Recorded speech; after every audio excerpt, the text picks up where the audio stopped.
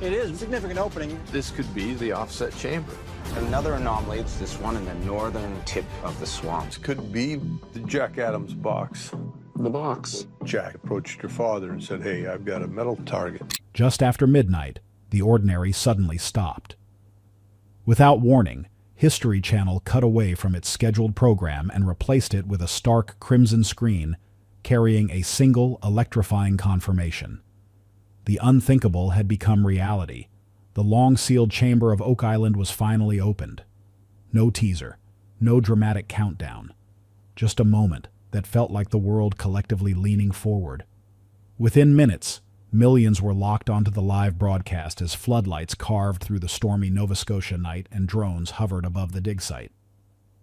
Far below the surface, barriers untouched since the age of the Crusades began to move. A robotic crawler slipped into the darkness, and what it illuminated didn't resemble ordinary treasure. It looked like a revelation. If you want to witness every shocking update as this mystery unravels, hit subscribe, turn on notifications, and stay with us, because the biggest revelations are still ahead. The atmosphere inside seemed thick with centuries of silence, as if the air itself remembered secrets long buried. Then the cameras zoomed in, and Rick Lagina's voice, unsteady, almost overwhelmed, echoed through the broadcast. This changes everything we thought we knew.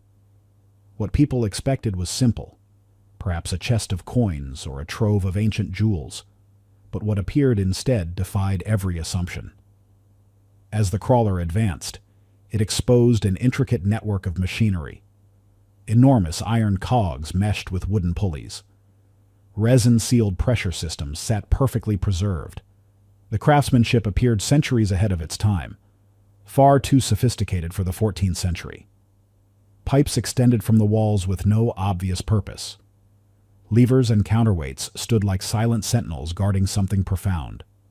At the center, a subtle radiance flickered, not electrical, but chemical, almost alchemical, as though designed to survive the passage of ages. The team could barely move. This wasn't merely a treasure room. It was a vault of mechanisms, a colossal device built either to protect something or to power something. Speculation erupted instantly. Were the Knights Templar concealing gold? Or had they constructed something much more significant, something intentionally hidden from history itself? There was no turning back. With visible hesitation, a lever was pulled. The counterweight slammed against stone, echoing through the cavern. A deep rumble followed, and another passage slowly opened. This time, the sight was overwhelming. Wooden crates bound in iron and sealed in wax were forced open, their contents spilling onto the stone floor in a glittering torrent. Gold bars stacked with geometric perfection shimmered beneath the floodlights. Coins cascaded in waves, Byzantine, Moorish, Spanish, each stamped with the legacy of vanished empires. Gem-laden chalices tumbled free, emeralds flashing under the cameras. Crosses of solid gold and sapphire-studded crowns lay scattered in brilliant disorder. Experts at the site, voices shaking through their microphones, estimated the visible treasure alone at no less than $250 million, and that appeared to be only the uppermost layer of what lay beneath. Yet even amid the staggering wealth, something began to feel unsettling. Observers noticed details that didn't quite fit, and the deeper they looked, the more the mystery intensified. Several of the gold bars carried symbols, cryptic sigils never catalogued by any royal mint or treasury. They weren't decorative stamps. They looked intentional, systematic, almost like identifiers in a coded network. The realization sent a chill through the crew. This gold might not have been meant for spending at all. It may have been part of something structured, an encrypted archive forged in metal. As cameras swept across the blinding wealth, a strange tension settled over the site. The discovery didn't feel like a conclusion. It felt staged, like a glittering distraction carefully arranged to draw attention, while something infinitely more significant waited in the shadows. And that's when someone noticed them. Behind the towering stacks of treasure, partially obscured as if deliberately hidden, sat rows of iron strongboxes. They were aligned with almost military exactness, half buried behind the wall of gold. It was as though the fortune had been placed there to conceal what truly mattered. When the first lid was forced open, the ancient seal cracking after centuries of silence, the atmosphere changed instantly. Inside were bundles wrapped in oil-treated skins, astonishingly dry, perfectly preserved. It was clear whoever sealed them understood exactly how to defy time. Hands shook as the team carefully unrolled the manuscripts under harsh white floodlights. Aramaic text flowed across one parchment from edge to edge, references to gospels never acknowledged by any established church. Latin prayers intertwined with intricate diagrams, winged mechanisms, fortified towers with rotating defenses, designs that predated their supposed invention by centuries. On another page, Greek inscriptions mapped star alignments alongside encoded calculations, too complex to interpret on the spot. Then, everything went still. From a smaller chest, an iron clasp snapped open. A single codex slid forward. Its binding was cracked with age, but a deep, red wax seal remained vivid. Scholars recognized the insignia instantly. The papal seal of Clement V, the Pope who officially disbanded the Knights Templar under pressure from the French crown. The implications were explosive. Why would the seal of the very man tied to the Templars' downfall appear in a hidden chamber in Nova Scotia? Could this codex prove secret cooperation? Had Clement preserved writings that were meant to be erased forever? Experts on site could barely steady their voices as they spoke into live microphones. This wasn't just buried treasure. This was suppressed history, knowledge capable of shaking centuries of religious authority, perhaps even rewriting the foundation of Western civilization. But the shockwaves didn't stop with the documents.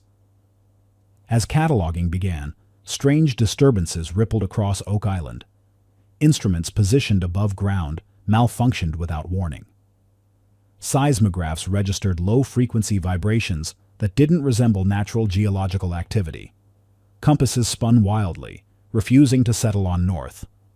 One technician monitoring deep bedrock resonance reported something even stranger, a rhythmic pulse traveling beneath the island.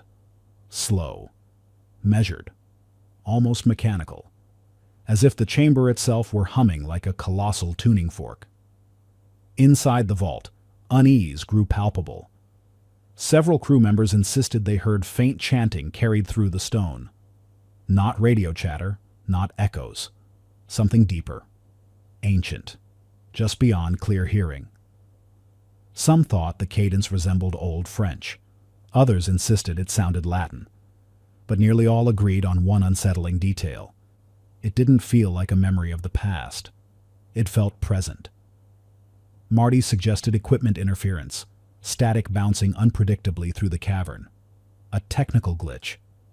Rick, however, stood motionless, pale and listening with intense concentration. When he finally spoke, his words were barely above a whisper. This isn't interference. He believed the chamber had been engineered not only as storage, but as a resonant structure, one designed to activate warnings, perhaps even defenses, when disturbed. Suddenly, the so-called curse of Oak Island didn't feel like superstition. It felt constructed. A deterrent system created by minds that mastered stone, vibration, and acoustics in ways modern science is only beginning to understand. And then, as if the island itself weren't enough, a new threat appeared beyond the shoreline. Under the thin glow of moonlight, unfamiliar shapes materialized on the horizon. Unmarked vessels drifted silently offshore, their navigation lights dark. Drones captured shadowed figures observing the excavation through night vision optics. At the same time, the Lagina brothers' phones lit up. Alerts, encrypted messages, leaked images, fragments of classified-looking documents from unknown senders. Whatever had been uncovered beneath Oak Island, others clearly knew about it. And they were already watching. Whispers spoke of a secretive order, a lineage of watchers who had guarded Oak Island for centuries. No longer legend, their presence was undeniable. One message, in particular, sent shivers through the camp. A coded transmission slipped directly into the expedition's communication feed. Later, a paper copy appeared mysteriously in Rick's hands. The translation was chilling in its brevity. You have opened what was never yours to touch. Every nerve on the team stood on end. This was no request, no invitation to negotiate. It was a warning. The treasure had never been meant for plunder. Every ounce of gold, every manuscript, every relic had been entrusted to bloodlines who had carried the duty for generations. From the fringes of the excavation, shadows lingered. Men without insignias or uniforms watched silently, unmoving, yet radiating intent. This treasure was not free. It was bound to an oath sworn centuries ago, an oath that recognized neither governments, laws, nor cameras. With the seal broken, the true battle for Oak Island had only begun. The implications reached far beyond the island. Within days, the Vatican could no longer remain silent. Leaks, photographs, transcripts, fragments of the manuscripts forced scholars in Rome to acknowledge what they had long cataloged in secret. Hidden inventories and locked archives had quietly preserved descriptions of texts, chalices, and reliquaries linked to the Templars. The shock wasn't in the discovery itself, but in the exposure. Objects buried beneath Nova Scotia matched papal records with eerie precision. Chalices seized during the Crusades, reliquaries containing unknown saints, manuscripts sealed during the Templar purges. Now, the Guardian's warning had weight. Officials in Rome feared the global broadcast's impact. If forbidden gospels or advanced engineering diagrams emerged, centuries of carefully maintained authority could crumble. The Pope issued a statement, but it was cautious, almost deliberately vague. He spoke not of gold or manuscripts, but of the need for great care in handling sacred heritage, a phrase that felt less like advice and more like a veiled command. Why avoid mentioning the treasure or the texts directly? The answer became clear. It wasn't the gold that mattered. Knowledge was the prize, the kind capable of unraveling doctrines with a single translated line. Closer study of the manuscripts revealed another startling layer. Hidden between the pages were star maps, not merely religious or symbolic charts, but meticulously detailed celestial overlays spanning the Atlantic. Scholars noticed the symbols were no accident. The maps connected Oak Island to Portugal, Jerusalem, and even deep into South America, forming a triangular network. Superimposed onto modern geography, these points revealed a geometric lattice, suggesting the Templars had mapped more than trade routes. They had charted energy flows, what esoteric scholars referred to as ley lines. The implications were staggering. Oak Island wasn't an isolated site. It was one node in a global network of hidden vaults, each potentially containing treasures, relics, or forbidden knowledge. The $250 million chamber was only the opening act in a puzzle spanning continents. Guardianship and secrecy weren't mere tradition. They were strategic, designed to protect a planetary system of caches until the right key appeared.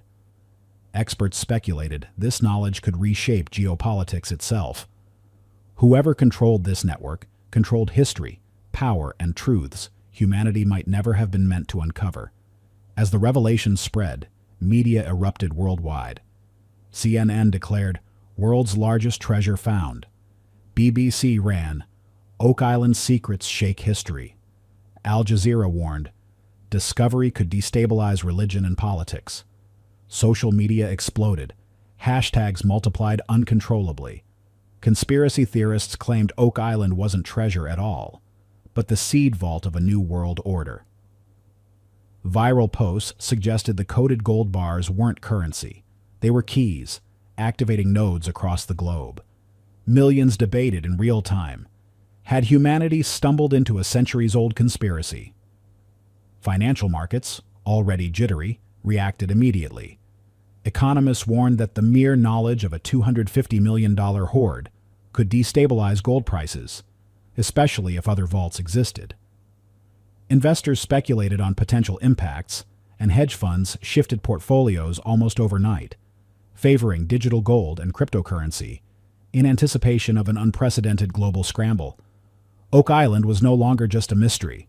It had become a fulcrum with the power to tilt history itself, not because they trusted it more, but because conventional wealth suddenly felt fragile in the face of the unknown. How could anyone truly value gold if hidden vaults could emerge at any moment, dumping centuries of hoarded treasure onto the world market? What had begun as an archaeological triumph was mutating into widespread financial anxiety. Families tuned in each evening, not just for history, but to monitor their own fortunes, watching anchors speculate about economic fallout tied to relics buried by knights over 7 centuries ago. The manuscripts had made one truth clear: Oak Island was no isolated anomaly. With the Vatican clamping down on details, star charts hinting at further sites, and global markets trembling under the weight of uncertainty, one terrifying reality set in. The treasure beneath Oak Island was no longer history alone. It was a lever capable of tilting the present and perhaps the future on its axis. Soon, that fear demanded enforcement. Canadian naval patrols surrounded Oak Island within days. Gunmetal gray ships traced slow, precise circles along the shore, floodlights scanning the waters, warning journalists, private vessels, and even curious locals away. While the government framed it as heritage protection, to the Laginas, it resembled a calculated blockade.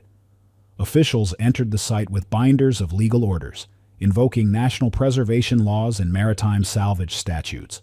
Their message was clear: the discovery belonged not to decades of personal labor, but to the state, to be handled under the guise of archaeological stewardship. The United States quickly joined the fray, citing early colonial ties to Nova Scotia and asserting joint heritage claims. Behind closed doors, diplomats debated jurisdiction, lawyers filed motions, and the Laginas were dragged into hearings they had little time to prepare for. They fought for their discovery, pointing to years of sweat, investment, and obsession. But against the machinery of governments and institutions, they were small players.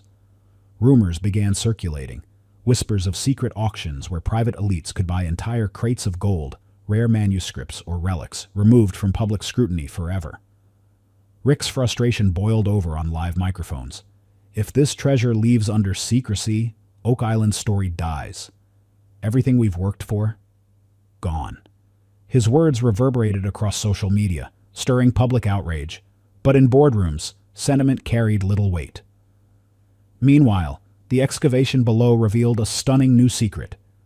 Hidden behind stone and debris, a narrow, artificial tunnel stretched away from the treasure chamber. Initially overlooked, ground-penetrating radar traced it farther and deeper than anyone had expected. At its terminus stood a sealed door, coated in layers of hardened, molten lead. Etched into the face was the double-headed eagle, a symbol spanning Byzantium to the Holy Roman Empire, later tied to secret societies whispered about in Masonic lore. Historians on site were stunned.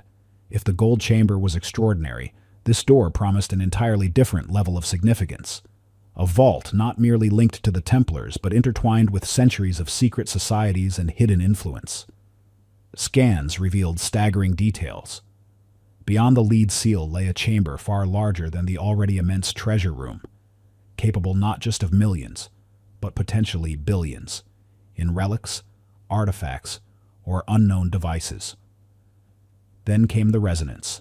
Instruments detected low, pulsing vibrations stronger than anywhere else on Oak Island. Frequencies so powerful that the ground seemed to hum, synchronized with a hidden heartbeat. The crew's unease deepened. Cameras caught Marty frozen at the threshold, sweat streaking his face despite the cavern's chill. His quiet words carried across every microphone. "This isn't over.